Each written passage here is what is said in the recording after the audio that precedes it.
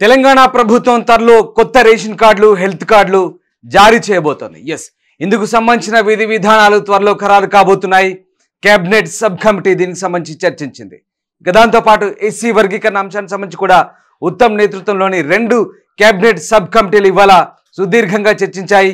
SC వర్గీకరణ అంశానికి సంబంధించి ఇప్పటికే పార్టీ ఎమ్మెల్యేలు అలాగే వివిధ పార్టీలకు చెందిన ఎమ్మెల్యేలు నాయకులకు లేఖలు రాశారు.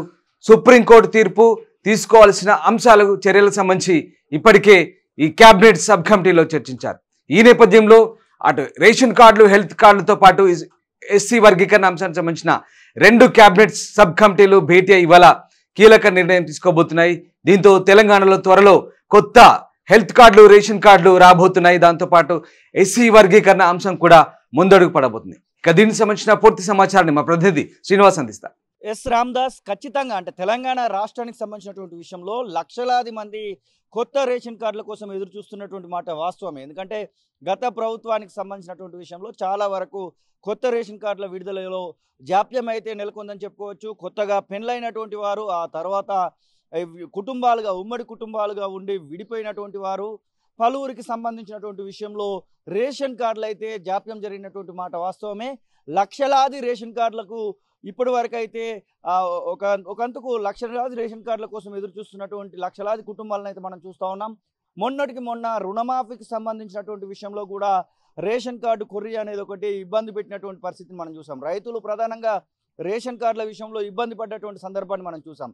ఇదే సందర్భంలో కేబినెట్ సబ్ కమిటీని ప్రభుత్వం అయితే ఏర్పాటు చేయడం జరిగింది. దానికి ఉత్తమ్ కుమార్ రెడ్డి, దామోదర్ రాయ నరసింహ, పలువురు ఎమ్మెల్యేలు కూడా దానిలో భాగస్వామ్యమైనటువంటి పరిస్థితిని మనం చూస్తూ ఉన్నాం. కేబినెట్ సబ్ కమిటీ ఇప్పటికే ఉన్నటువంటి ఎమ్మెల్యేలందరికీ వారితో పాటుగా మంత్రులకు అన్ని పార్టీలకు కూడా లేఖలు అయితే రాసినటువంటి పరిస్థితి. పలువురు సిఫార్సు కూడా చేయడం జరిగింది. ఏ అంశాలను ఎట్లా చేస్తే బాగుంటుంది, రేషన్ కార్డుల విషయంలో బోగస్ రేషన్ కార్డులను ఎట్లా ఏరివేస్తే బాగుంటుంది, పలు రకాలైనటువంటి అంశాల మీద పలువురు అయితే సిఫార్సు చేసినటువంటి పరిస్థితి. ఆ సిఫార్సు చేసినటువంటి ప్రతి అంశాలన్నింటినీ కూడా ఈరోజు cabinet sub committee Uttam Kumar Reddy అధ్యక్షతన జలసౌధలో మీటింగ్ అయితే జరగనుంది. దానికి సంబంధించినటువంటి ప్రధానమైనటువంటి అంటే రేషన్ కార్డులను విడుదలకు సంబంధించినటువంటి ఒక కీలకమైనటువంటి నిర్దేశాన్ని ప్రభుత్వానికి అయితే కేబినెట్ సబ్ కమిటీ నిర్దేశించినటువంటి సందర్భాన్ని అయితే మనం చూస్తూ ఉన్నాం.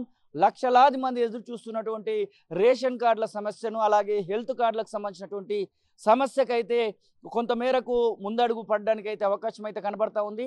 లక్షలాది మందికి ఈ విషయంలో, ఎందుకంటే 6 గ్యారంటీలు అమలు చేయాలన్న రేషన్ కార్డు తప్పనిసరి అయినటువంటి పరిస్థితి. ఇటు ఆరోగ్యశ్రీకి సంబంధించినటువంటి విషయంలో కూడా రేషన్ కార్డు హెల్త్ కార్డు ప్రధానమైనటువంటి సమస్యగా మారుతున్నటువంటి పరిస్థితి.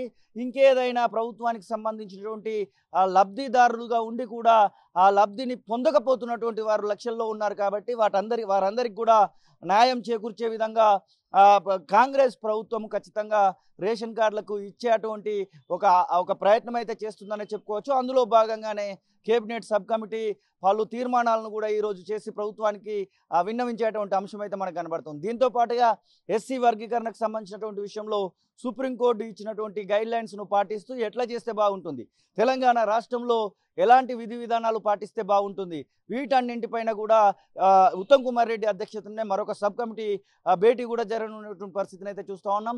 ఏది ఏమైనప్పటికీ ఒకవైపు రేషన్ కార్డులకు సంబంధించి, మరొక వైపు హెల్త్ కార్డులకు సంబంధించి, వీటన్నిటితో పాటుగా ఎస్సీ వర్గీకరణకు సంబంధించినటువంటి విషయంలో ఈరోజు పలు కీలకమైనటువంటి మంత్రివర్గ సబ్ కమిటీ మీటింగ్స్ అయితే జరగనున్నాయి. వీటన్నింటి అంశంలో ప్రజలకు ఖచ్చితంగా రేషన్ కార్డులను ఇస్తున్నామని చెప్పేసి ఈరోజు ఒక గైడ్ లైన్స్ అయితే విడుదల కానున్నటువంటి పరిస్థితిని అయితే మనం చూస్తూ ఉన్నాం. అసలైన తొలి వెలుగు. ఫాలో వాట్సాప్ @తొలి వెలుగు అఫీషియల్.